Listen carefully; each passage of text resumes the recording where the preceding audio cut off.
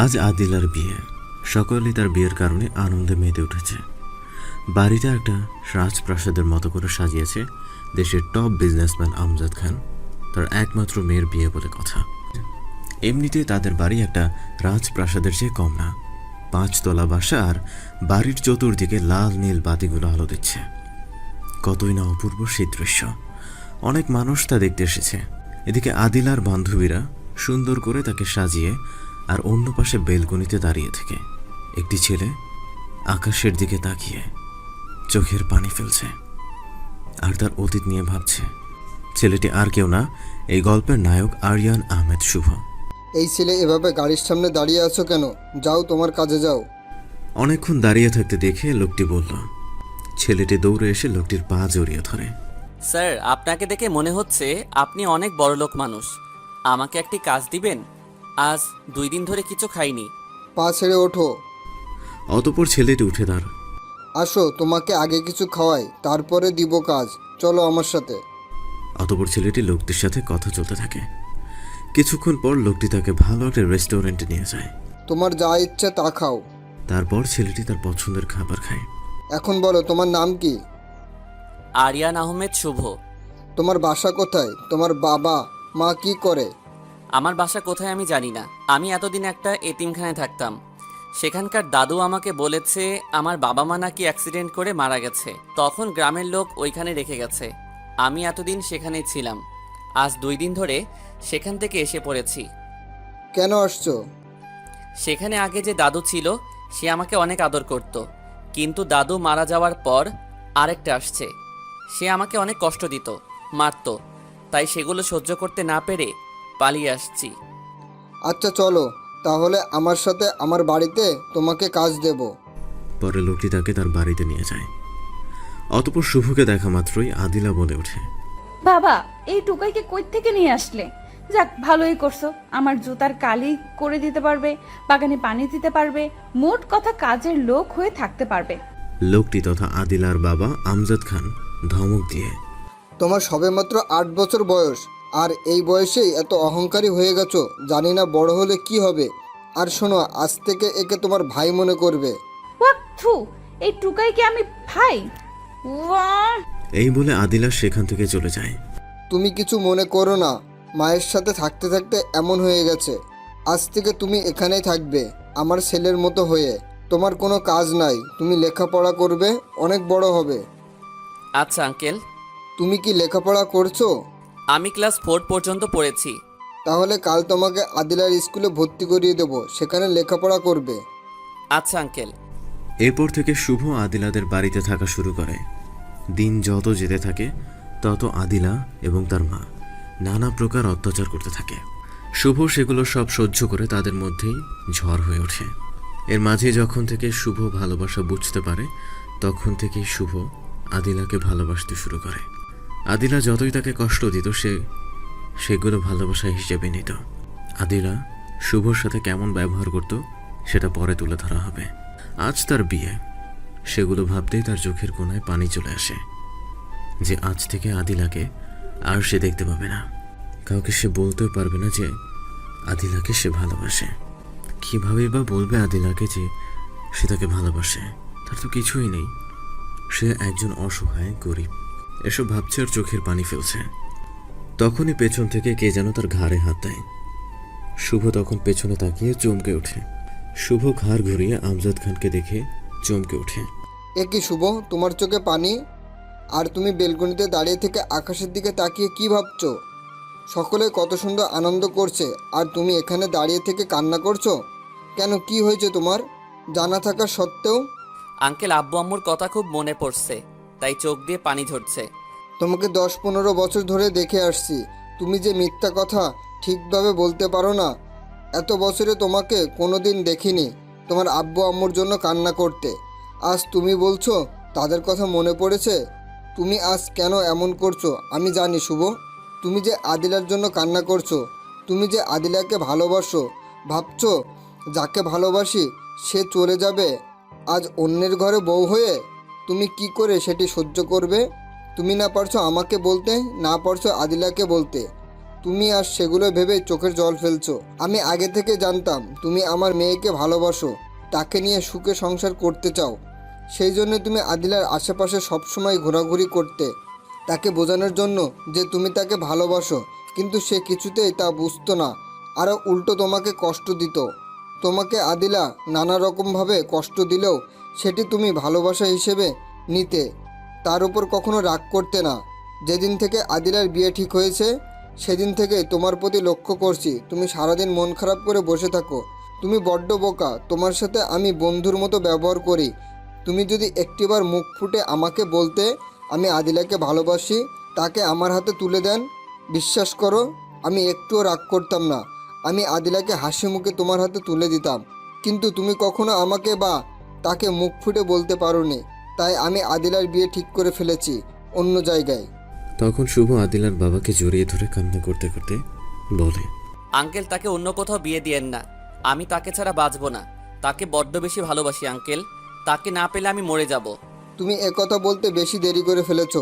আমার এখন কিছু করার নাই, তাদেরকে কথা দিয়ে ফেলেছি। আর তুমি জানো আজ তাদের বিয়ে। আর শোনো, এই পাঞ্জাবিটা পরে নাও, আদিলার শ্বশুরবাড়ি তোমাকেই যেতে হবে। তাড়াতাড়ি রেডি হয়ে নিচে আসো। এই বলে আমজাদ খান চলে যায়। আদিলার বাবার কথা শুনে শুভ পাথরের মতো সেখানেই দাঁড়িয়ে থেকে ভাবতে থাকে।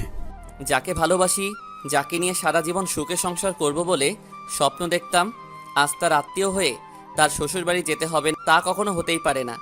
আমি তা কখনোই পারবো না। আমি পারবো না আদিলার শ্বশুরবাড়ি যেতে। যার জন্য আমার এই জীবন, সেই যদি আমার না হয়, তাহলে এই জীবন রেখে আমার কী লাভ? কি করব আমি বেঁচে থেকে? তাকে ছেড়ে চলে যাব না ফেরার দেশে। আর কখনো বলবো না তাকে ভালোবাসি। শুভ এই বলে সেখান থেকে ঘরে চলে আসে। এদিকে সবাই আনন্দ করছে, আর ওইদিকে শুভ তার রুমে গিয়ে ঝুলন্ত ফ্যানের সাথে দড়ি পেঁচিয়ে গলায় দিবে আত্মহত্যা করার জন্য। ঠিক সেই সময় তার কানে একটা আওয়াজ ভেসে আসে, এত তাড়াতাড়ি তুমি পরাজয় বরণ করে নিলে তোমার ভালোবাসার কাছে? হ্যাঁ, শুভ পরিস্থিতির সাথে মোকাবেলা করতে শিখো, নয়তো চোরের মতো এভাবেই আত্মহত্যা করে জীবনটা শেষ করে দিতে হবে। এখনো অনেক সময় আছে। যার জন্য জীবন দিতে চাচ্ছ তাকে তুমি আপন করে নিতে পারো। কথাগুলো শুনে এদিক সেদিক তাকিয়ে কে বলছে তাকে খোঁজার জন্য চেষ্টা করছে, কিন্তু কাউকে দেখতে পায় না সে। হঠাৎ দরজার কাছে কিছু যেন একটা দেখতে পায়, তাই শুভ দরজা খুলে যাকে দেখে তাকে দেখে শুভর গলা শুকিয়ে যায়। শুভ দরজা খুলেই সামনে আদিলার বাবাকে দেখতে পায়। শুভ ভয়ে ভয়ে, আঙ্কেল, আপনি কখন আসলেন? তুমি ভয় পাচ্ছ কেন? আর এইমাত্র আসলাম, তোমাকে তাড়াতাড়ি নিচে যেতে বলছিলাম, তুমি যাওনি, তাই তোমাকে নিয়ে যাওয়ার জন্য আসলাম। যাক, বাঁচা গেল। আঙ্কেল মনে হয় দেখতে পারে নাই। তাহলে কথাগুলো কে বললো এসব? কি চিন্তা করছো? দেখো, যা চলে যাবে বা চলে গেছে তা নিয়ে ভেবে সময় নষ্ট করো না। নিচে আসো তাড়াতাড়ি, বর মনে হয় চলে আসবে। তুমি ভিতরে যাও, আমি এখানে দাঁড়িয়ে আছি। অতঃপর শুভ ভেতরে গিয়ে কিছুক্ষণের মধ্যে রেডি হয়ে আসে। তারপর তারা দুজন নিচে যায়। তখনই আদিলার বাবার মোবাইলে একটা ফোন আসে। বর নাকি আসবে না, আদিলাকে সে বিয়ে করবে না। এই কথা শুনে বিয়ে বাড়ির আনন্দ যেন কিছুক্ষণের জন্য নিস্তব্ধ হয়ে যায়। আদিলার বাবা কি করবে কিছুই মাথায় আসছে না।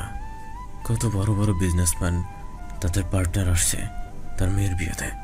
এখন যদি তার মেয়ের বিয়ে না হয় তাহলে সে আর তাদের সামনে মাথা তুলে দাঁড়াতেই পারবে না। কি করবে সে কোনো উপায় না পেয়ে পেরেশানির ভাব নিয়ে আদিলার কাছে যেতে যেতে ভাবতে থাকে যে শুভ তার মেয়েকে বিয়ে করতে রাজি হবে। কিন্তু আদিলা কি রাজি হবে তাকে বিয়ে করতে? আদিলা তো তাকে দেখতেই পারে না। এখন যদি আদিলা ঘুরে বসে, কিছুই তার মাথায় আসছে না। অতঃপর আমজাদ তার মেয়ের রুমে যায়। মারে, তুই আজ পারিস আমার সম্মানটুকু রাখতে। যদি আজ তোর বিয়ে না হয় তাহলে আমি মাথা তুলে কারোর সামনে দাঁড়াতে পারবো না। নিশ্চুপ হয়ে বসে আছে, কি বলবে সেও ভাবতে পারে না। আমি চাচ্ছি মা, তোকে আজ এই মুহূর্তেই শুভর সাথে বিয়ে দেব। কি বলছো বাবা? যাকে দেখতেই পারি না তাকে নিয়ে কিভাবে সারা জীবন সংসার করব?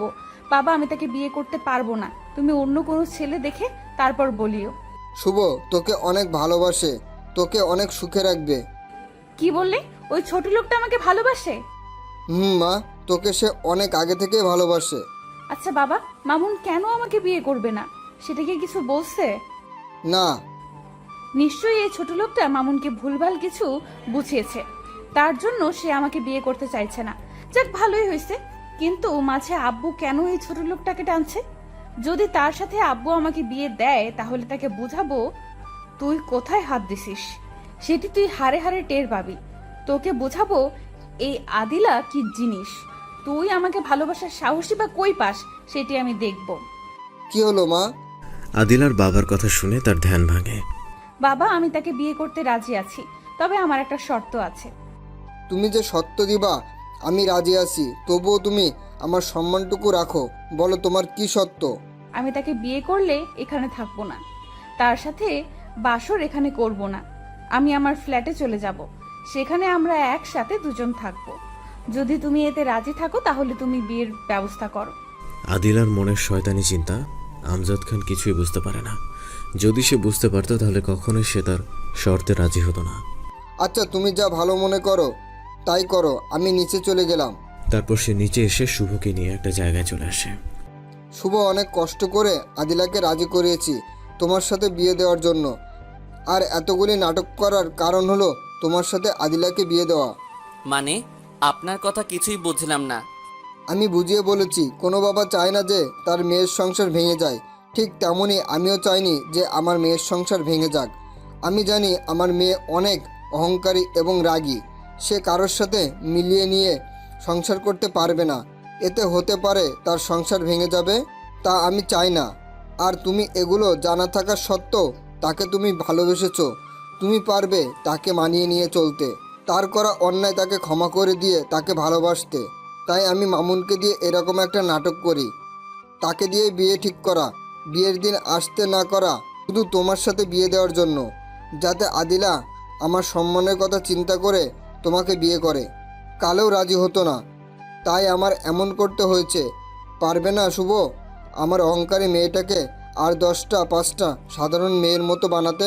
তুমি তার অপরাধগুলি ক্ষমা করে তার সাথে সুখে সংসার করতে? পারবো। অতঃপর আমজাদ খান তাদেরকে যথাসময়ে কাজী দিয়ে বিয়ে পড়িয়ে দেয়। আদিলা তার শর্ত অনুযায়ী শুভকে নিয়ে তার ফ্ল্যাটে চলে যায়।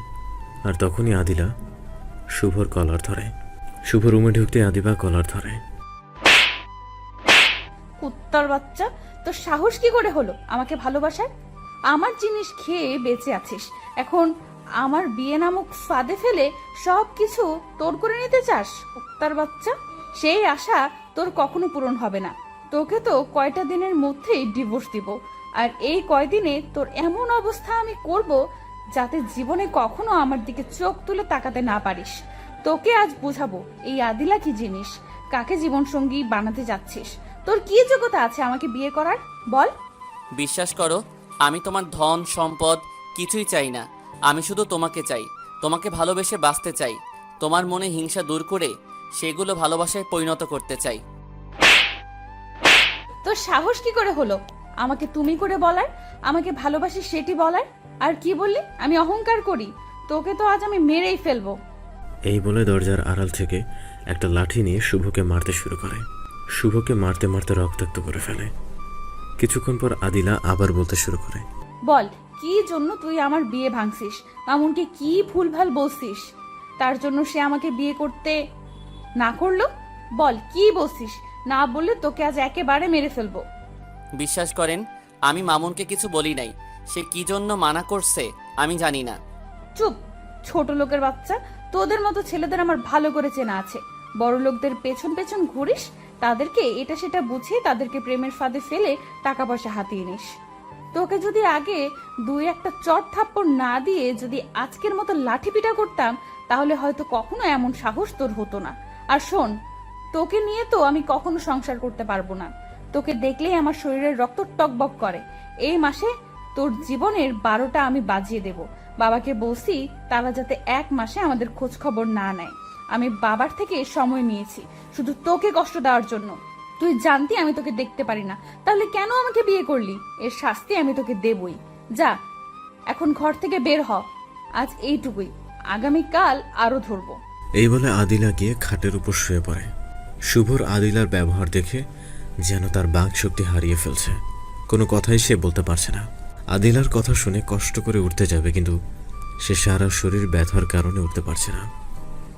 তবু কষ্ট করে উঠে সোফার দিকে যেতে থাকে। তখনই আদিলা এই ছোট লোক, কই যাস? সোফাতে তোর মতো খ্যাতের বসার যোগ্যতা হয়নি। তুই ওখানে বসলে ওইটা ময়লা হয়ে যাবে। যা বারান্দায় যা। তারপর শুভ ঘর থেকে বের হতে যাবে তখন এই ছোট লোক, শোন, সকালে ঘুম থেকে উঠে যদি আমার কফি না পাই তাহলে বুঝবি কিন্তু। আর এগুলো শাস্তি যে তোকে দিতেছি, সেগুলো যদি কোনো ক্রমে আব্বু জানতে পারে তাহলে তোকে বালিশের মধ্যে চাপা দিয়ে মেরে ফেলবো। শুভ কোনো কথা না বলে ঘর থেকে বের হয়ে বেলকনিতে আস্তে আস্তে এক জায়গায় শুয়ে পড়ে, কিন্তু সারা শরীর ব্যথার কারণে ঘুম আসে না। এদিক সেদিক করতে করতে রাতের শেষ সময়ে ঘুমিয়ে যায়। এদিকে সকালে আদিলা ঘুম থেকে উঠে তার কফি না পেয়ে সে প্রচণ্ড রেগে যায়।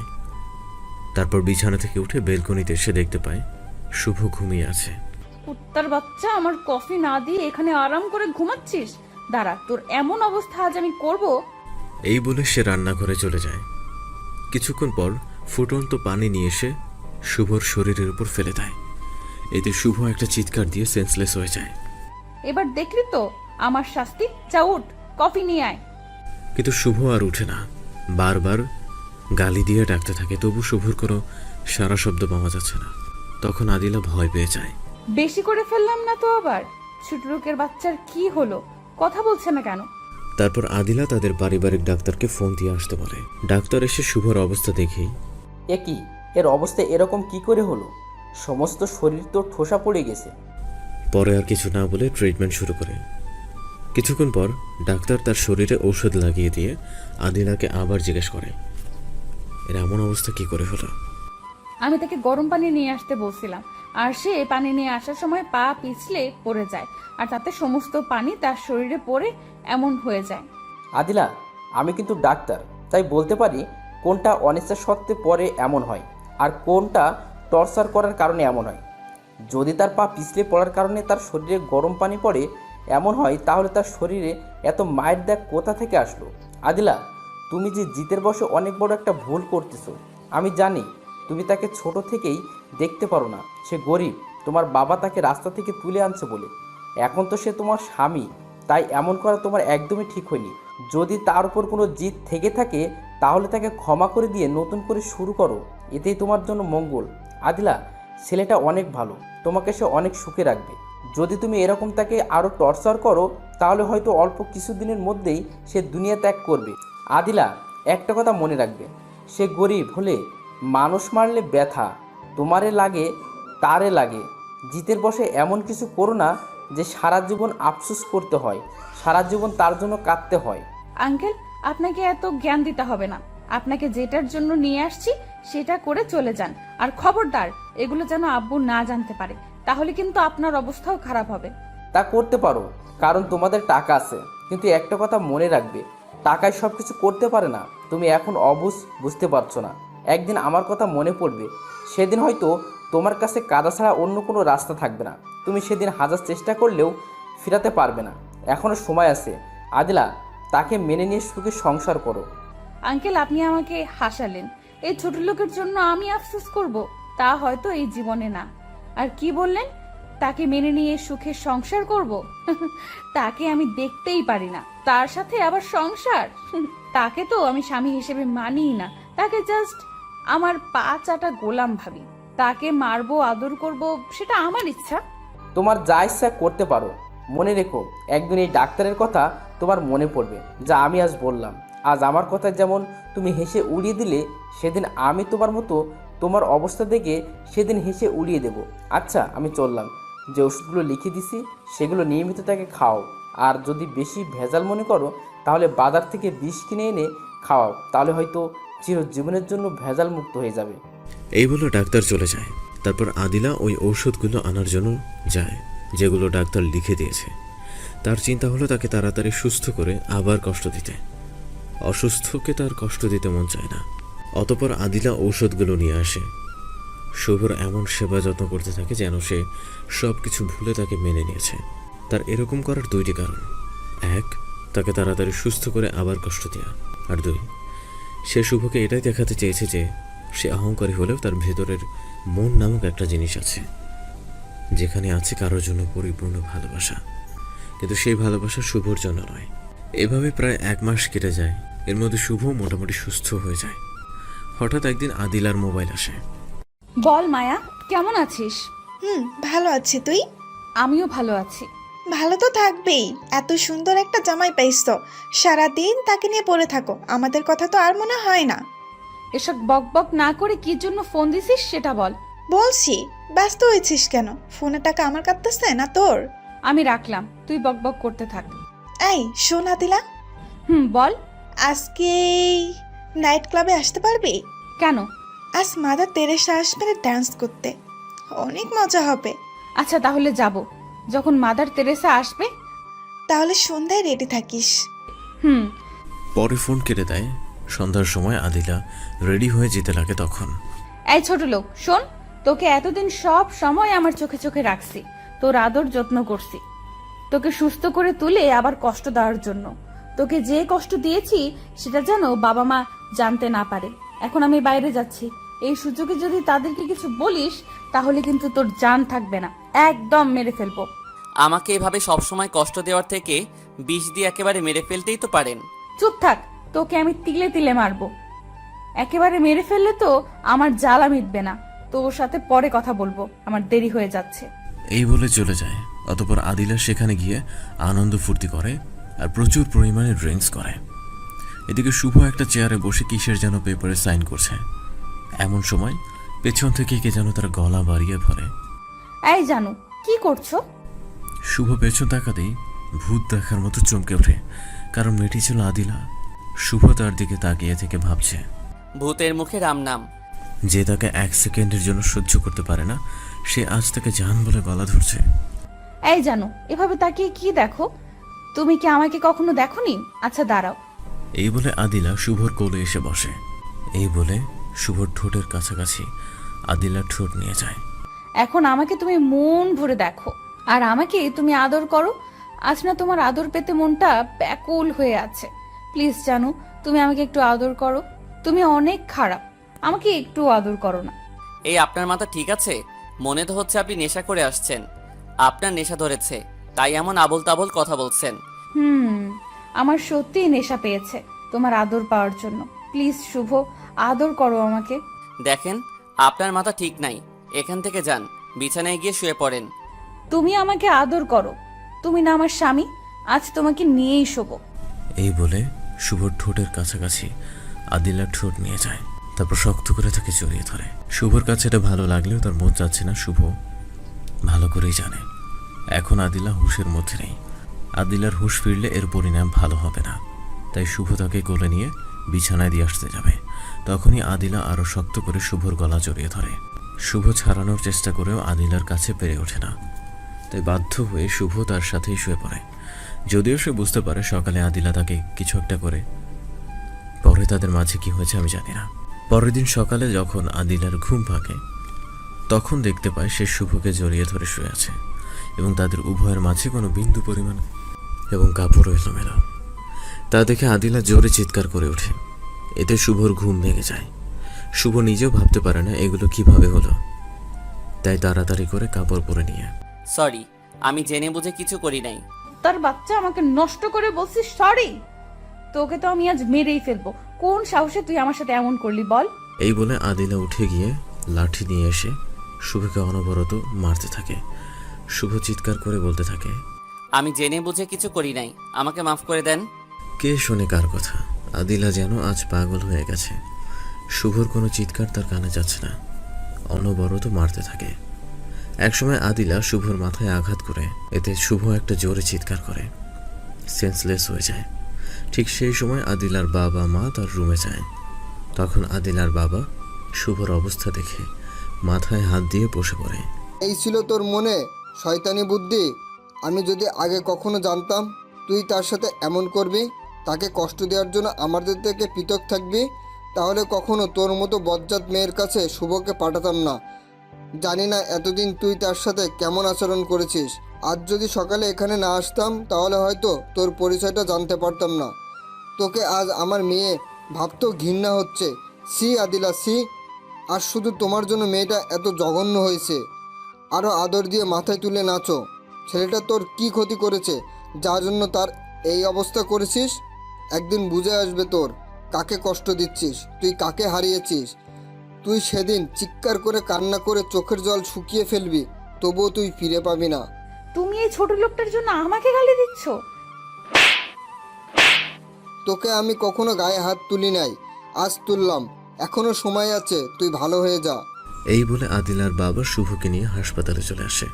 তুমি এতটা খারাপ হয়ে গেছো? আমার জানা ছিল না। কি অপরাধ করেছিল সে তোমার সাথে, যার জন্য তার অবস্থা এমন করেছো? সে আমার সাথে কেন ফিজিক্যাল রিলেশন করলো? দেখ মা, সে তোমার স্বামী, আর তোমার উপর তার এটা হক। শুভ যতই গরিব হোক না কেন, বা কালো ল্যাংড়া লুলা হোক, সে তোমার স্বামী। একটা কথা মনে রেখো, একটা মেয়ের জন্য তার স্বামীর সব। তুমি অনেক বড় অন্যায় করে ফেলছো মা। শেষমেশ তুমিও বললে আমি খারাপ? তুমি বলো, যাকে দেখতে পারি না, যাকে স্বামী হিসেবে মানি না, সে আমার সতীত্ব নষ্ট করছে, তাকে কি করে মেনে নেই বলো? তুমি কখনো ভালো হবে না। তোমার যা মন চায় তুমি করো। কোনোদিন শুভর জন্য আমাদের কাছে কিচ্ছু বলো না। এই বলে আদিলার মাও চলে যায়, আর আদিলা মনে মনে বলতে থাকে, কুত্তার বাচ্চা, তুই ভালো হয়ে আসি আগে, তোরে আমি দেখে নেব। আজ তোর জন্য বাবা আমার গায়ে হাত তুললো, মা আমাকে ভুল বুঝলো। এদিকে আদিলার বাবা শুভকে নিয়ে হাসপাতালে আসে। ডাক্তাররা তাকে ইমার্জেন্সিতে নিয়ে চিকিৎসা করতে থাকে। দীর্ঘ সময় পরে ডাক্তার বের হয়ে আসলে। ডাক্তার, রোগীর কেমন অবস্থা? অবস্থা বড় নাজুক, মাথার আঘাতটা বেশ জোরে লেগেছে।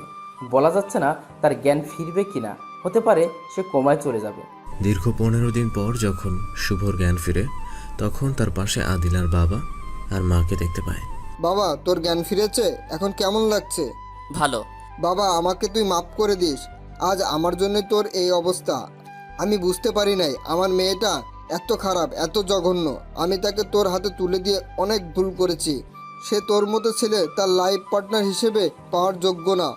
কোনো বাবাই চায় না তার মেয়ের সংসার ভেঙে যাক, ঠিক আমিও চাইতাম না, কিন্তু এখন তার অবস্থা দেখে আমি আর চাই না তোদের সংসার টিকে থাকুক, তোকে আবার সে কষ্ট দেখ। আমি বাবা হয়ে তোদের ডিভোর্স করিয়ে তোকে ভালো একটা মেয়ে দেখে বিয়ে করাবো, তবুও তুই আমাকে মাফ করে দে। আঙ্কেল, আপনি এগুলো কি বলছেন? পাগল হয়েছেন নাকি? আপনি আমার বাবার মতো, আর বাবার সন্তানের কাছে ক্ষমা চাওয়া এটা শোভা পায় না। আঙ্কেল, আর আপনি কোনো ভুল করেননি, তাহলে কেন আমার কাছে মাপ চাইতেছেন?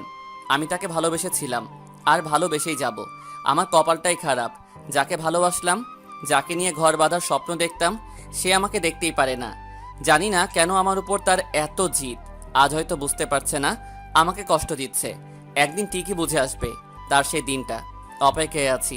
যদি সে আমাকে আরও মারতে চায়, কষ্ট দিতে চায়, দিবে। আমি তার পিছনে আঠার মতো লেগেই থাকবো। একদিন তো সে আমার ভালোবাসা বুঝবে। আর আঙ্কেল, এমন কথা আর কখনো মুখে আনবেন না।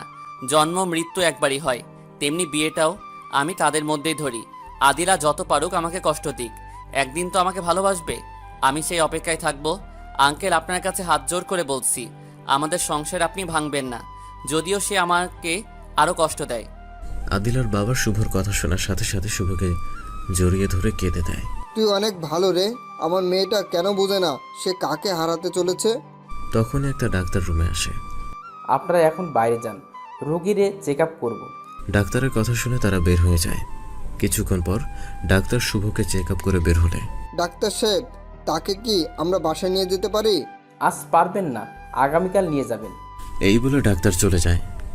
পরের দিন আদিলার বাবা শুভকে বাসায় নিয়ে আসে। এদিকে আদিলার শুভর কথা একটাবারেও মনে পড়েনি। সে চলছে তার মতো বিন্দাস লাইফে। 15 দিন পর শুভ মোটামুটি সুস্থ হয়ে ওঠে।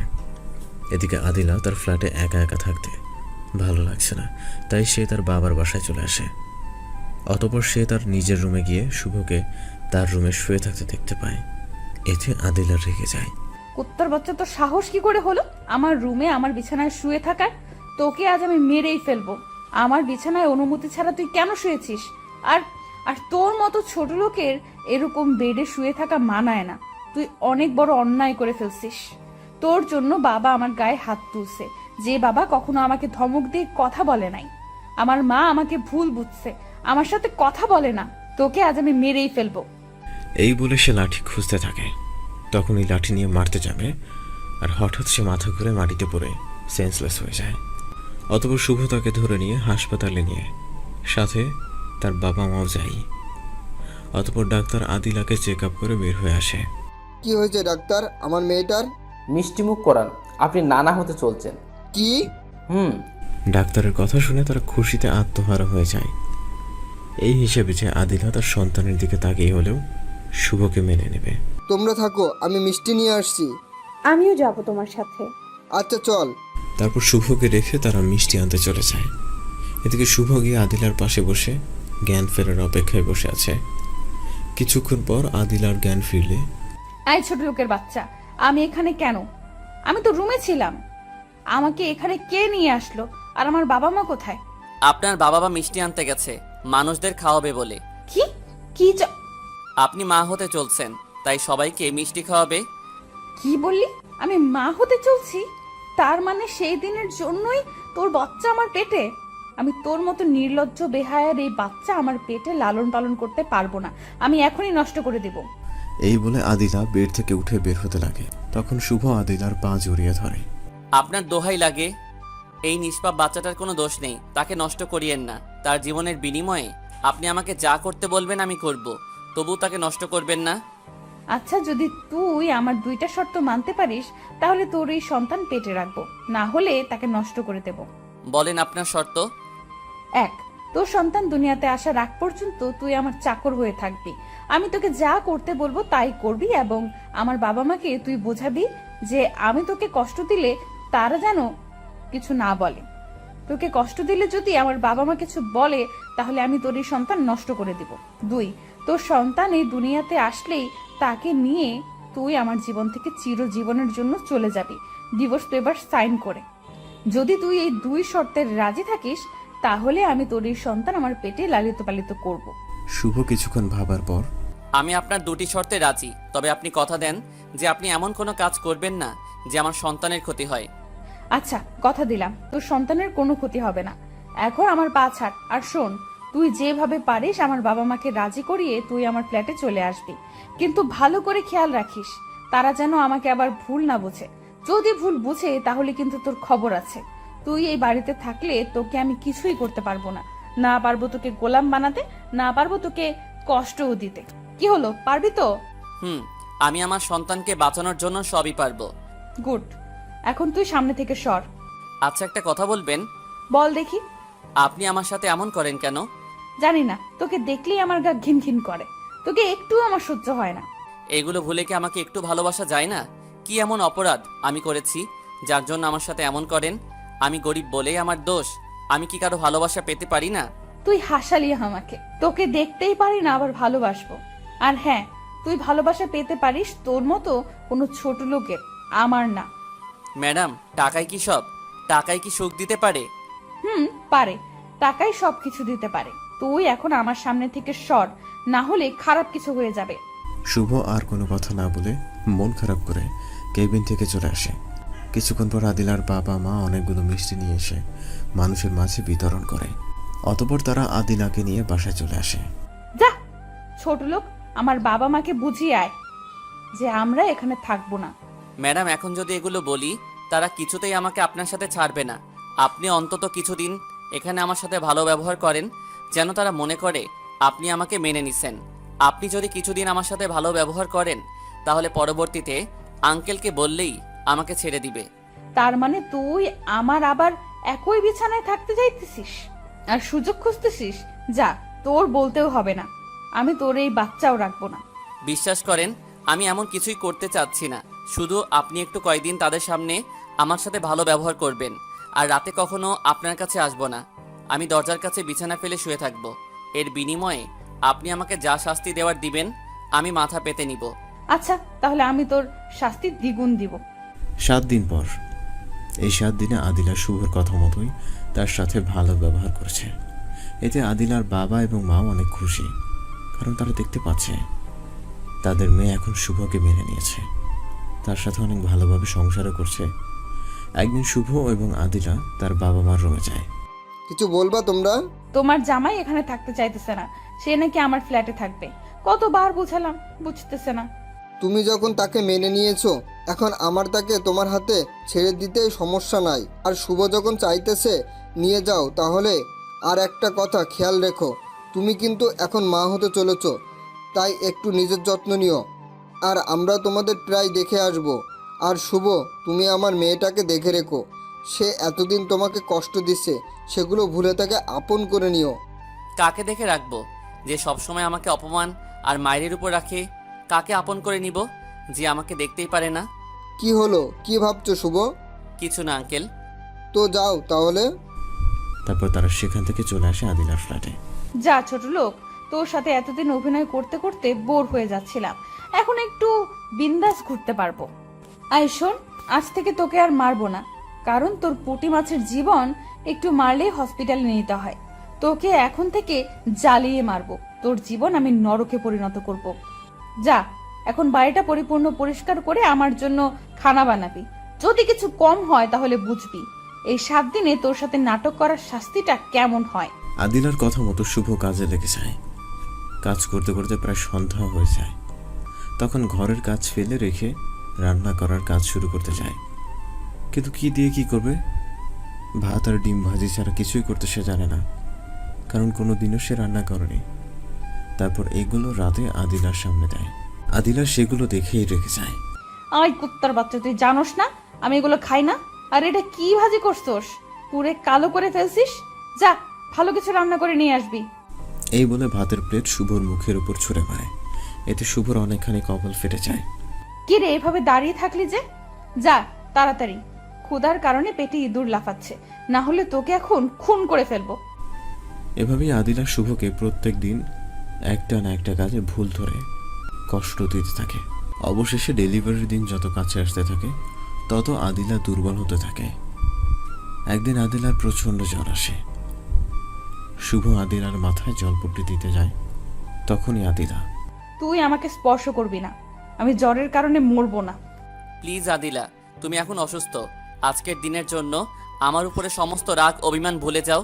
তুমি সুস্থ হও আগে, তারপর যা কিছু করতে পারো আমি মাথা পেতে নিব। এখন একটু তোমার সেবা করতে দাও। আর তুমি কথা দিয়েছিলে তুমি এমন কোনো কাজ করবে না যাতে তোমার পেটে আমার সন্তানের ক্ষতি হয়। এখন যদি তুমি এভাবে থাকো তাহলে আমার সন্তানের ক্ষতি হবে, এটা কিন্তু কথা ছিল না। তখন শুভ আদিলার মাথায় জলপট্টি দিতে থাকে। এভাবে 2 দিন কেটে যায়। একদিন রাতে জ্বরটা একটু হালকা হলে, তুমি এভাবেই শুয়ে থাকো, আমি তোমার জন্য কিছু নরম খাবার রান্না করে আনছি। বাই দ্য ওয়ে, একটা কথা বলতে ভুলে গেছি। এতদিনে শুভ অনেক খাবার রান্না করা শিখে গেছে। কিছুক্ষণ পর শুভ আদিলার জন্য খাবার নিয়ে আসে। আদিলাকে নিজ হাতে খাইয়ে দেয়, কিন্তু শুভ তাকে এক সাইড থেকে দেওয়ার কারণে আদিলা ভালো করে খেতেও পারে না। তাই শুভ আদিলার মাথার নিচ পায়ের উপর নিয়ে তাকে খাওয়াইয়ে দিতে থাকে। খাওয়া শেষ হলে শুভ তাকে জ্বরের ঔষধ খাইয়ে দেয়। আদিলা ঔষধ খেয়ে আস্তে আস্তে ঘুমিয়ে যায়। এদিকে শুভ আদিলার মুখের দিকে তাকিয়ে ভাবতে থাকে, কি সুন্দর এই মায়াবী চেহারা, দেখতে একদম নিষ্পাপ মনে হচ্ছে। কেন যে সে এমন করে? আমাকে একটু ভালোবাসলে কি এমন ক্ষতি হতো? শুধু মনের ভিতরে অহংকার নিয়েই বড় হয়েছে। এসব ভাবতে ভাবতে শুভও ঘুমিয়ে যায়। পরের দিন শুভ ঘুম থেকে উঠে আদিলাকে কোলে নিয়ে ওয়াশরুমে যেতে লাগে। তখন, আমাকে কোলে নিতে হবে না, আমি একাই যেতে পারবো। এখন আমার জ্বর নেই, শুধু একটু মাথা ব্যথা করছে, তাও হয়তো ঠিক হয়ে যাবে। আপনি কি ভাবছেন আমি এগুলো করছি আপনাকে ইমপ্রেস করার জন্য? তাহলে হয়তো ভুল ভাবছেন। আমি এগুলো করছি যাতে আপনার পেটে আমার সন্তানের কোনো কষ্ট না হয়। শুভর এই কথাটা কেন জানি আদিলার কাছে একটু খারাপ লাগে। তার খেদমত করছে তাকে ভালোবেসে না, বরং তার সন্তানকে ভালোবেসে। অতঃপর আদিলা কোল থেকে নেমে নিজেই আস্তে আস্তে ওয়াশরুমে চলে যায়। কিছুক্ষণ পর বের হয়ে আসলে, এদিকে আসেন, আপনার মাথা একটু ম্যাসেজ করে দেই, এতে কিছুটা আরাম অনুভব করবেন। লাগবে না তোর মাসাজ, তুই এখান থেকে আমার সেবা করতে হবে না। রাগ করলেন আমার উপর? তোর উপর রাগ করব কোন দুঃখে? তুই আমার কে? ও তাও ঠিক, মন খারাপ করে। আচ্ছা আপনি শুয়ে থাকেন, আমি খাবার নিয়ে আসছি। কিছুক্ষণ পর শুভ খাবার নিয়ে এসে আদিলাকে দেয়। আদিলা হালকা কিছু খেয়ে ঔষধ খেয়ে ঘুমানোর চেষ্টা করে, কিন্তু মাথা ব্যথার কারণে ঘুমাতে পারছে না, শুধু এপাশ ওপাশ করছে। তা দেখে শুভ বিছানায় উঠে আদিলার মাথা নিজের পায়ের উপর রেখে মাথায় হাত বুলাতে থাকে। এতে আদিলা কিছুই বলে না। সে হয়তো এমনটাই চাচ্ছিল যেন কেউ তার মাথাটা একটু টিপে দেয়। আদিলা কিছুক্ষণ শুভর দিকে তাকিয়ে থাকে, চোখ বন্ধ করে দেয়। তখন হঠাৎ কলিং বেল বেজে ওঠে। কে? দরজা খোলা আছে, ভিতরে আসেন। লোকটি ভিতরে আসলে শুভ চমকে ওঠে। আঙ্কেল, আপনার এত সকাল সকাল? তোমরা তো আমাদের কথাই ভুলে গেছো, তাই আমরা তোমাদের দেখতে এবং নিতে আসলাম। জানো, তোমাদের এমন অবস্থা দেখে আমার অনেক আনন্দ হচ্ছে যে আমার মেয়েটা তোমাকে মেনে নিয়েছে। আমি চাই তোমরা সারা জীবন এভাবেই থাকো। তাদের কথার কারণে আদিলা জেগে যায়। অতঃপর সে শুভর কোল থেকে ওঠার চেষ্টা করে। তখন শুভ তার মাথা ধরে তুলে দেয়। মা, কেমন আছিস তুই? শুভকে পেয়ে আমাদের ভুলেই গেছিস? কি হলো মা, কথা বলবি না? রাগ করেছিস আমাদের উপর? না মানে আঙ্কেল, আদিলা অসুস্থ, জ্বর, মাথা ব্যথা, তাই হয়তো কথা বলতেছে না। কতদিন ধরে? এই তো 3 দিন। সে অসুস্থ, আমাদের একটু জানানোর প্রয়োজন মনে করিনি? এই সামান্য বিষয়ে আপনাদের চিন্তায় ফেলতে চাইনি, তাই বলিনি। এখন তার জ্বর নেই, একটু মাথা ব্যথা আছে। আচ্ছা, তাহলে তাকে ঘুমাতে দাও, পরে কথা বলবো। আর আজ বিকালে তোমাদের এখান থেকে নিয়ে যাব। এই বলে তারা অন্য রুমে চলে যায়। বিকেলে তাদের নিয়ে যেতে চাইলে শুভ না করে দেয় যে সে যাবে না, তার নাকি এখানে কিছু কাজ আছে। তাই আদিলার বাবা মা তাকে আর জোর করেনি, তারা আদিলাকেই নিয়ে চলে যায়। 2 দিন পর আদিলার মনে শূন্যতা অনুভব করে। কি যেন তার কাছে নেই, কি যেন তার জীবন থেকে হারিয়ে যাচ্ছে। কি সেটা, কাকে খুঁজছে সে, এসব ভাবতে থাকে। আমি কি তাহলে শুভকে ভালোবেসে ফেলেছি? তাকেই কি আমি খুঁজতেছি? তার শূন্যতায় কি আমাকে চিন্তায় ফেলছে? কেন এমন মনে হচ্ছে আমার? আমি কি তাকে হারিয়ে ফেলবো? না না, আমি পাগলটাকে হারাতে পারবো না। এসব চিন্তা করতে করতে আদিলা ঘুমিয়ে যায়। যখন আদিলার ঘুম ভাঙে তখন জানালা দিয়ে শুভকে নিচে দেখতে পায়। আদিলা তা দেখে রাজ্য জয় করার মতো মুখে হাসি ফুটে ওঠে তার। আদিলা আগ বাড়িয়ে শুভর সাথে কথা বলতে যেতে লাগে, কিন্তু কিছু পথ যাওয়ার পর সে আবার ফিরে আসে। সে এইভাবে তার ভালোবাসা প্রকাশ করতে চায় না, সে তার ভালোবাসাটা শুভকে সারপ্রাইজ হিসেবে দিতে চায়। শুভ, আর কিছুদিন তুমি আমার কষ্ট সহ্য করো, তারপর আর কখনো তোমাকে কষ্ট দিব না। সারা জীবন তোমাকে ভালোবেসে যাব, সব সময় তোমার সাথে ভালোবাসার খুনসুটিময় দুষ্টামি করব। এইভাবে দেখতে দেখতে হঠাৎ একদিন আদিলার প্রসব ব্যথা শুরু হয়। শুভ, তাড়াতাড়ি অ্যাম্বুলেন্স ডাকো, আদিলাকে হসপিটালে নিতে হবে। শুভ বারবার ফোন দেয়, কিন্তু বারবারই বিজি বলে কি করবে ভেবে পাচ্ছে না, কারণ বিপদের সময় কারো মাথায় কাজ করে না। তেমনি শুভর ক্ষেত্রেও তাই। হঠাৎ মনে হয় তাদের নিজেরই তো গাড়ি আছে। শুভ দৌড়ে গিয়ে গাড়ি বের করে আদিলাকে নিতে আসে। তখনই তার কানে বাচ্চার কান্নার আওয়াজ আসে। শুভ সাথে সাথে অজু করে 2 রাকাত নামাজ পড়ে আল্লাহর কাছে শুকরিয়া আদায় করে। অতঃপর শুভ আদিলার রুমে যায় তার সন্তানকে দেখতে। বাবা শুভ, এই যে নাও তোমার ছেলে। শুভ তার ছেলেকে দেখা মাত্রই অনেক খুশি হয়, কারণ ছেলেটি হুবহু তার মতোই হয়েছে। অতঃপর শুভ কিছুক্ষণ কোলে নিয়ে থাকার পর শেষবারের মতো আদিলার কাছে দেয়। রাতে আদিলা তার ছেলেকে বুকে নিয়ে মনে মনে বলছে, শুভ, তোমাকে আর কষ্ট দিব না। আমি আগামীকাল বড় একটা অনুষ্ঠান করে আমার ভালোবাসা প্রকাশ করব। তোমার কাছে ক্ষমা চেয়ে তোমাকে সারা জীবনের জন্য আপন করে নেব। আমার মায়ায় তোমাকে সারা জীবনের জন্য বেঁধে রাখবো। এসব ভাবতে ভাবতে আদিলা ঘুমিয়ে যায়। সকালে আদিলার ঘুম ভাঙলে পাশে তার ছেলেকে না দেখতে পেয়ে চিৎকার চেঁচামেচি শুরু করে দেয়। আদিলার চিৎকারের কারণে তার বাবা মা তার রুমে যায়। কি হয়েছে মা, এভাবে চিৎকার করছিস কেন? আমার ছেলে কোথায়? তাকে দেখতে পাচ্ছি না কেন? দেখ, হয়তো শুভর কাছে তুই থাক, আমরা দেখছি বাড়ি খুঁজে শুভ কোথায় আছে। এদিকে শুভ তাদের বাড়ি থেকে বের হয়ে তার গন্তব্যের দিকে চলতে থাকে, যেখানে যাওয়ার জন্য সেদিনই করেছিল, যেদিন আদিলার বাবা আদিলাকে নিয়ে তাদের বাড়িতে আসে। কিছুক্ষণ পর তারা নিরাশ হয়ে ফিরে আসে। পাইনি তো তাকে কোথাও, হয়তো গেছে, ফোন দিয়ে দেখ দেখি। মা, শুভর নাম্বার তো আমার কাছে নেই। কি, তার নাম্বার তোর কাছে নেই মানে? এতদিন তাহলে তুই তাকে মেনে নিস নাই, আমাদের দেখানোর জন্য মেনে নেওয়ার অভিনয় করতি? বাহ, আদিলা, তোর অভিনয়ের প্রশংসা করতে হয়। তোকে আমার মেয়ে ভাবতেও ঘৃণা হচ্ছে আজ। তুই এতটা খারাপ হয়ে গেছিস? ভাবছিলাম শুভর মায়ায় পড়ে তুই তার মতোই সাধারণ একটা মেয়ে হয়ে গেছিস, কিন্তু আমার ধারণা ভুল। এখন তুই খুঁজে দেখ সে কই গেছে। আমাদের আর বলবি না শুভর কথা। এই বলে আদিলার মা বাবা চলে যেতে লাগে। তখন আদিলা গিয়ে দৌড়ে তার মায়ের পা ধরে। হ্যাঁ, আমি ভুল করেছি, আমাকে মাফ করে দাও। তাকে আমি আগে দেখতে পেতাম না, কিন্তু এখন না দেখে থাকতে পারি না। আমি সত্যি শুভকে অনেক ভালোবেসে ফেলেছি, তাকে ছাড়া আমি বাঁচবো না। তোমরা তাকে আমার কাছে এনে দাও, তাকে একটা ফোন দাও, সে কই আছে দাও না মা। আদিলার কাকুতি মিনতি দেখে ফোন দেয় শুভর নাম্বারে। তখন ফোনটা আদিলার টেবিলের উপরেই বেজে ওঠে। আদিলা সেখানে গিয়ে ফোনটা হাতে নিতেই নিচে দেখতে পায় একটা চিঠি পড়ে আছে। আদিলা সেটি খুলে পড়তে থাকে। আগে আপনার কাছে ক্ষমা চাই, এতদিন আপনাকে অনেক কষ্ট দিছি। আপনার এই চাকরটাকে অন্তর থেকে ক্ষমা করে দিবেন। আমি আপনার মনে আমার জন্য একটু ভালোবাসা তৈরি করার জন্য অনেক চেষ্টা করেছি, বিনিময়ে শুধু আপনার থেকে মাইর, গালি আর অবহেলায় পেয়েছি, তাছাড়া অন্য কিছু পাইনি। আমি কি আপনার কাছে বেশি কিছু চেয়েছিলাম? চাইছিলাম শুধু একটু ভালোবাসা। ভাবছিলাম আমাদের ভালোবাসার ছোট্ট একটা ফসল হবে, তাকে নিয়ে আমরা সারাদিন খুনসুটিময় ঝগড়া করব। তাতে রাগ অভিমান হলে রাতে দুজনের দোষগুণ বলে রাগ ভেঙে আবার বুকে টেনে নিব। কিন্তু আমার আশাগুলি আশাই রয়ে গেল, বিনিময়ে পেলাম শুধু অবহেলা আর অবহেলা। সেদিন যখন ডাক্তার বলল আপনি মা হতে চলছেন, সেদিন আমি কতটা খুশি হয়েছিলাম তা আপনাকে বলে বোঝাতে পারবো না।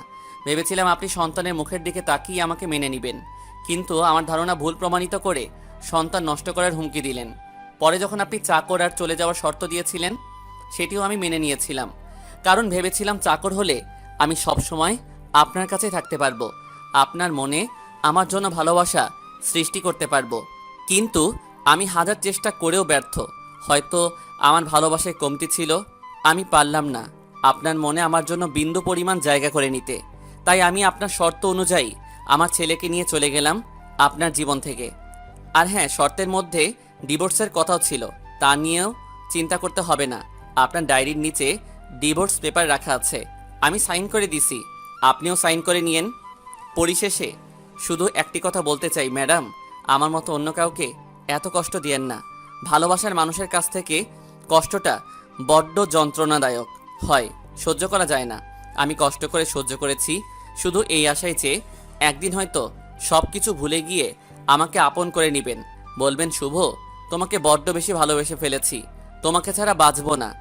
আমার এই আশাটাও পূরণ হয়নি, তার বিনিময়ে পেলাম শুধু আপনার অবহেলা, যা দিন দিন আমাকে কুড়ে কুড়ে খেত, আমার জীবনটা তিলে তিলে শেষ করে দিত। আপনি তা হয়তো বুঝবেন না, কারণ আপনি কখনো কাউকে ভালোই বাসেন নাই, কারো থেকে অবহেলাও পান নাই, শুধু মনে অহংকারটাই নিয়ে চলছেন, মনে কারোর জন্য ভালোবাসাও রাখেন নাই। আজ থেকে এই ছোট লোকটা আর আপনার রাগের কারণ হবে না, আর কখনো তাকে দেখতে হবে না।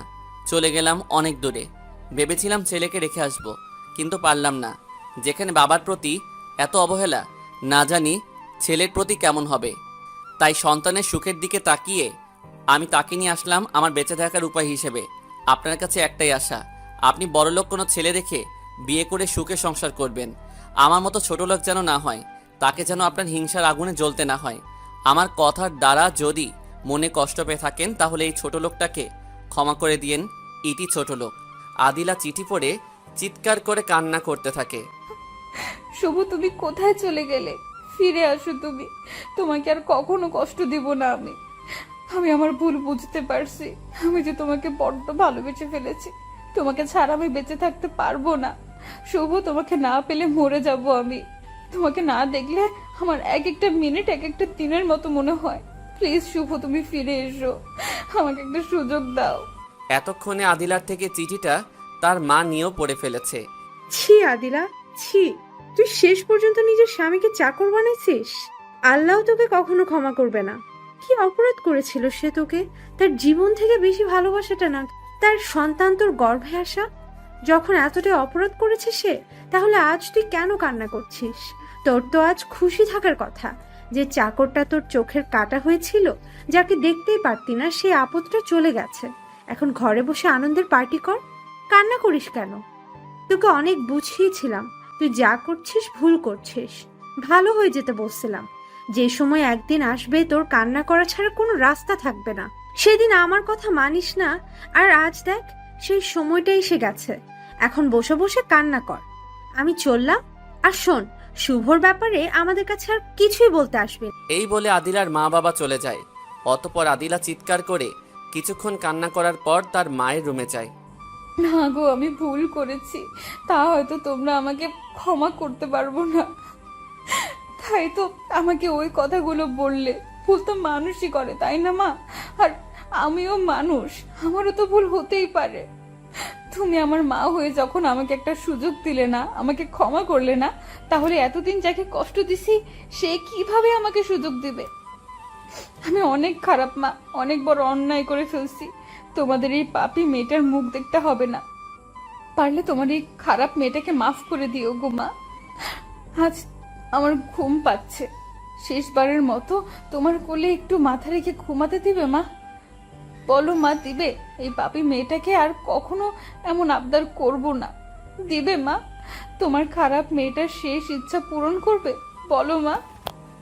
আদিলার কথাগুলো তার মায়ের কাছে ভালো লাগছে না। তুই এমন কথা বলছিস কেন? বল, কোথায় যাবি তুই? ততক্ষণে আদিলা ঠাস করে মাটিতে পড়ে যায়। অতঃপর তার মুখ দিয়ে ফেনা বের হতে থাকে। তা দেখে আদিলার মা চিৎকার দিয়ে ওঠে। অতঃপর তাকে ধরে হাসপাতালে নিয়ে যায়। ডাক্তাররা তাকে ইমার্জেন্সিতে নিয়ে চিকিৎসা করতে থাকে। বেশ কিছু সময় পরে ডাক্তার বের হয়ে আসলে, ডাক্তার, আমার মেয়েটার কেমন অবস্থা?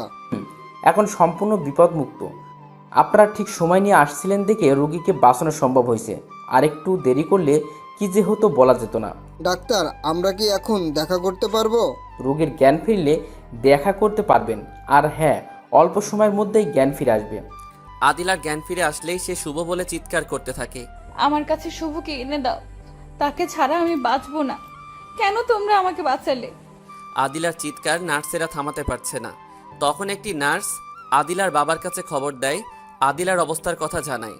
অতঃপর আদিলার বাবা সেখানে যেতেই, বাবা, তোমরা আমার শুভকে পাইছো কোথায়? ওকে এখানে আসতে বলো। আমার ছেলেটাকে আমার কোলে দাও, বড্ড দেখতে ইচ্ছে করতেছে। কেন এমন পাগলামি করেছে? মেয়ে হয়ে মারে একটা কথা মনে রাখো, যে হারিয়ে যায় তাকে হয়তো খুঁজে পাওয়া যায়, কিন্তু যে চলে যায় তাকে খুঁজে পাওয়াটা এত সহজ নয়, প্রায় অসম্ভব। এমন পাগলামি আর করো না। আমরা দেশের আনাচে কানাচে লোক লাগিয়ে দিয়েছি, যেখানে শুভকে দেখতে পারবে সেখান থেকে তাকে নিয়ে আসা হবে। তুই আর কখনো এমন পাগলামি করবি না। তুই ছাড়া আমাদের আর কে আছে বল?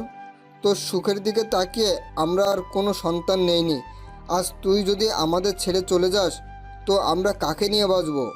এসব বলে আদিলার মাও কেঁদে দেয়। অতঃপর তাকে যখন ডাক্তার রিলিজ দেয়, তখন তাকে নিয়ে আসতে যাবে, তখনই হাসপাতালে দেখতে পায় সেই ডাক্তারকে যাকে আদিলা একবার শুভ চিকিৎসা করার জন্য তার বাসায় নিয়ে গিয়েছিল। আদিলা, মনে আছে আমার কথা? কি বলেছিলাম তোমাকে? একদিন সময় আসবে যেদিন তোমার কাছে কান্না করা ছাড়া কোনো রাস্তা থাকবে না। আজ সময়টা ঠিকই এসেছে। সেদিন তুমি আমার কথা হেসে উড়িয়ে দিয়েছিলে, আমার কথা বিশ্বাস করো নাই। সেদিন আমিও বলেছিলাম তোমার অবস্থা দেখে আমিও হাসবো, একদিন মন খুলে হাসবো। দেখো, সেই সময়টা ঠিকই এসেছে, কিন্তু আমি হাসবো না। আমি যদি আজ তোমার অবস্থা দেখে হাসি, তাহলে তোমার আর আমার মধ্যে মাঝে পার্থক্য কি হলো? একটা কথা কি জানো আদিলা, মেয়েরা যত অহংকারী বা দেমাগ দেখায় না কেন, যদি কোনো ছেলে তার পিছনে লেগে থাকে, চাই সে ছেলে গরিব হোক বা বড়লোক, মেয়েটি একদিন না একদিন তার প্রেমে পড়বেই। আর শুভ তো তোমার স্বামী ছিল। আমি আগেই জানতাম তুমি একদিন না একদিন তার প্রেমে পড়তেই, তাই তোমাকে আগে সাবধান করেছে। কিন্তু তুমি আমার কথা উপহাস করেছিলে, টাকার গরম দেখিয়ে বলেছিলে টাকায় সব সুখ দিতে। তার মতো ছোট লোক ছেলেকে দরকার নেই। আর শুধু তোমার কাছে একটাই প্রশ্ন, টাকা তোমাকে কতটা সুখ দিতে পেরেছে? এত টাকার অহংকার দেখিয়ে কি লাভ? আর যার জন্য মরতে বসেছো, তাকে তোমার টাকা তোমার কাছে নিয়ে আসতে পারছে না, কি লাভ বলো এত অহংকার করে? আঙ্কেল, আমাকে মাফ করে দেন, আমি আমার ভুল বুঝতে পারছি। প্লিজ আঙ্কেল, আমায় ক্ষমা করে দেন। আমার কাছে ক্ষমা চাওয়ার কি আছে? আমি সেদিন তোমার কথায় কিছু মনে করি নাই, কিন্তু তুমি যে তোমার ভুলটা বুঝতে অনেক দেরি করে ফেলেছো। না জানি শুভ এখন কোথায়? যদি তাকে কোথাও দেখতে পান তাহলে আমাদের একটু জানাবেন প্লিজ। আচ্ছা মা, জানাবানি। অতঃপর আদিলার বাবা মা তাকে নিয়ে বাড়িতে চলে আসে। আদিলাকে তার রুমে দিয়ে আসে। দেখ মা, আমার কোনো উল্টাপাল্টা কাজ করবি না। যদি তোর ভালোবাসা সত্যি হয়ে থাকে, তাহলে তুই একদিন না একদিন শুভকে পাবি। শুভর ভালোবাসা পাওয়ার জন্য হলেও তোকে বেঁচে থাকতে হবে। কথা দে আমায় যে তুই কোনো উল্টাপাল্টা কাজ করবি না। আচ্ছা, কিন্তু মা, তাকে ছাড়া যে আমার ভালো লাগে না, একদমই বেঁচে থাকতে ইচ্ছে করছে না। আমার খুবই কষ্ট হচ্ছে মা, আমি কি করব? যদি তাকে না পাই তাহলে আমি মরে যাব। ভালোবাসা এত পাষাণ কেন মা? এত কেন কষ্ট দেয়? আমি নিতে পারছি না মা, আমার বেঁচে থাকতে ইচ্ছে করছে না। তোমরা আমার শুভকে এনে দাও মা।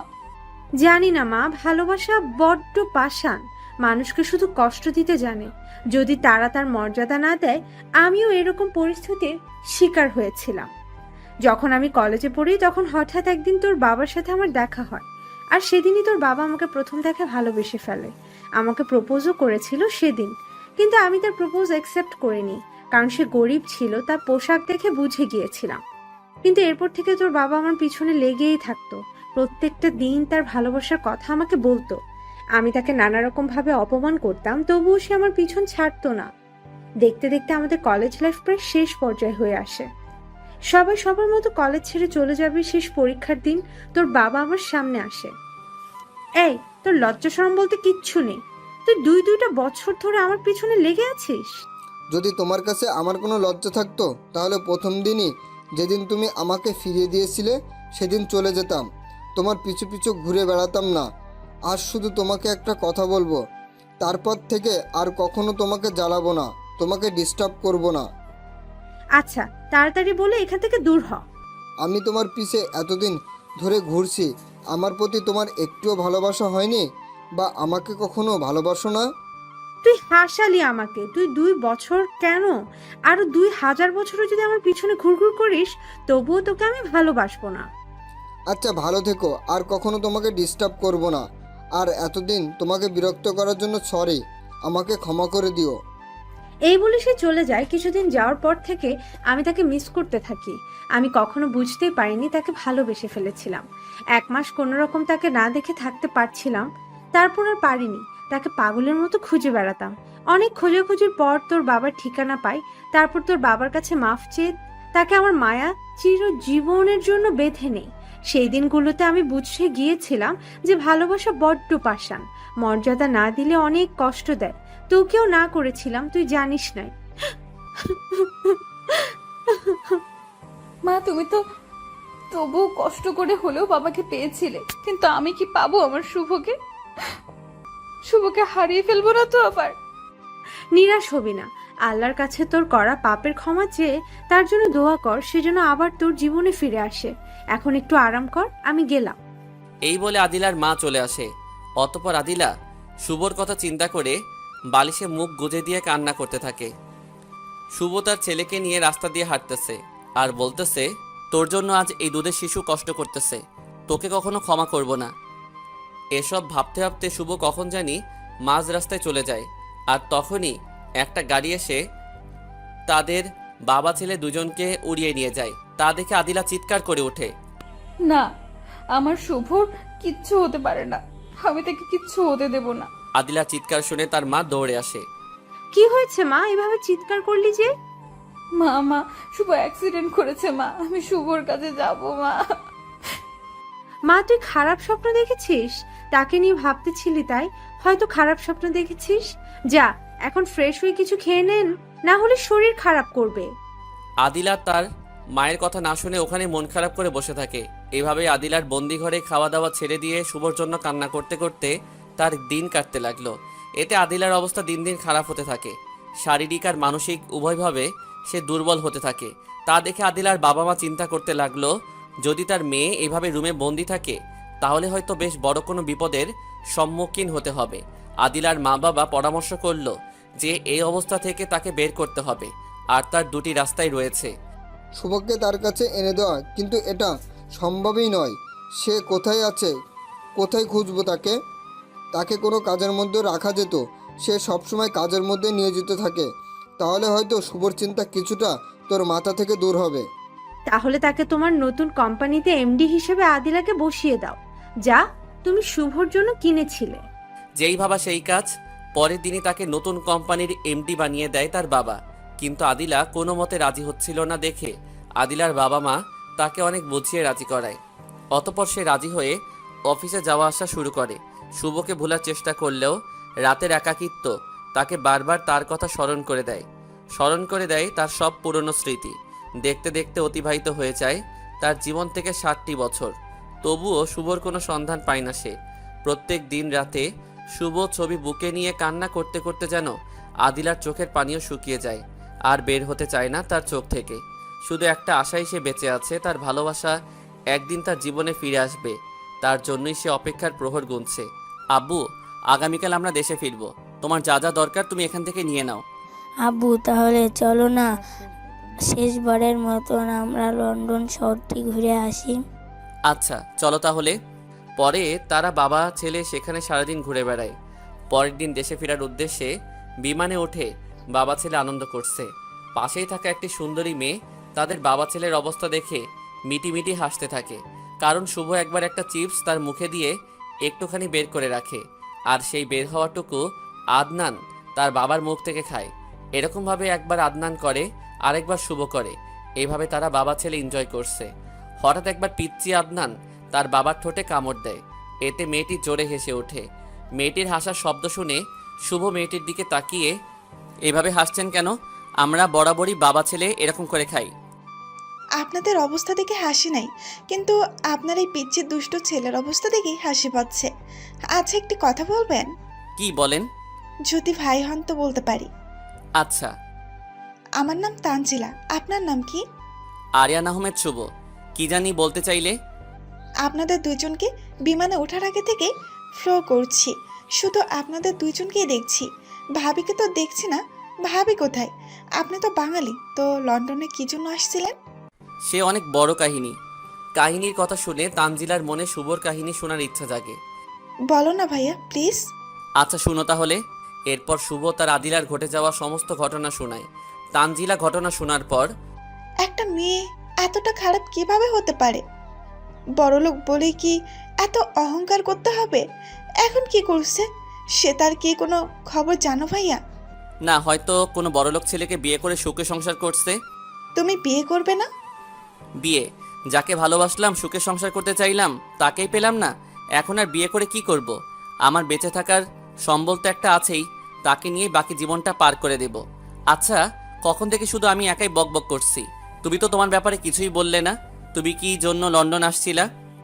লেখাপড়া করতে আসছিলাম, লেখাপড়া শেষ তাই চলে আসলাম। পরে আরও কিছুক্ষণ গল্প করে ভাই বোনের সম্পর্ক ঘনিষ্ঠ হয়ে যায়। অতপর শুভ বিমান থেকে নেমে একটা ম্যাচে ওঠে, আর তখনই আদনান বলে ওঠে, আব্বু আমি ভাঙা বাড়িতে থাকবো না, আমার এখানে ঘুম আসবে না।